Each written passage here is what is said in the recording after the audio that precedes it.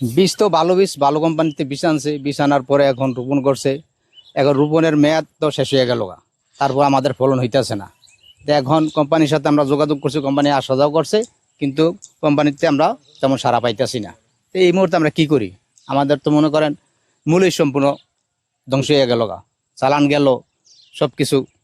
এখন মাঠে আমরা এখন হাত দেওয়া বসে রয়েছি, আর মাথায় হাত দেওয়া বসে রয়েছি।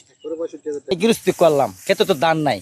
আমরা কাই করতে গিয়ে যে মাসুদ ভাই গৃহস্থী করতেছে, অতগুলা শ্রমিক লইতেছে। এই দান না হইলে টাকা দিব করতে গিয়ে কত লাখ শ্রমিক লইতেছে, হাজার হাজার মনে হয় কামলা খরচ হইতেছে, সার বিল এটা আইতাছে। এই টাকাগুলা কই থেকে আইবে বলেন? একটা তো দানে হচ্ছে না। এই কি করে মানুষে বাঁচবো? ফলনটা নিয়ে ওষুধ যা কিছু লাগছে সব কিছু দিছে, তারপরে এটা দিয়েও এখন শুধু ধান ফাতা আর ধান ফাতা, ফলন নাই। নগদ নিয়ে এলো হার না মানা হার অফার। সর্বনিম্ন 10,000 টাকা রেমিটেন্স নগদে পাঠালে থাকছে স্বর্ণের হার জেতার সুযোগ। এখন সরকারকে আমরা কিছু সহযোগিতা কামনা করি কি। আমরা তো এই যে খেতে গৃহস্থী করছি, অনেক কষ্টের বিনিময় করছি, যা কিছু দরকার কোনোটার ত্রুটি রাখিনি, সব কিছুই আমরা করছি।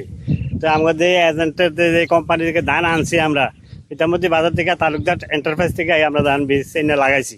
এই বীজ এখন আপনার পুরা বীজই নষ্ট হয়ে গেছে গা, সব কিছু হয়েছে, ধান খের হয়েছে, মান বখমান খের হয়েছে, কিন্তু ধানের কোনো ফলন নাই, ধান হয় নাই।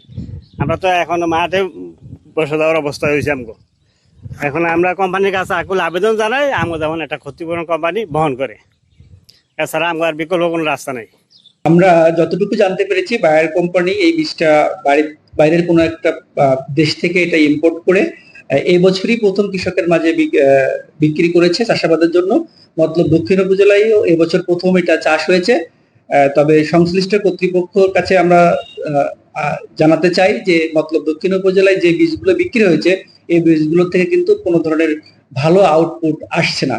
এবং আমি বিশ্বাস করি কোম্পানির প্রতিনিধিগণ এ বিষয়ে আরো আন্তরিক হবেন এবং কৃষকদের সমস্যার সমাধানে এগিয়ে আসবেন।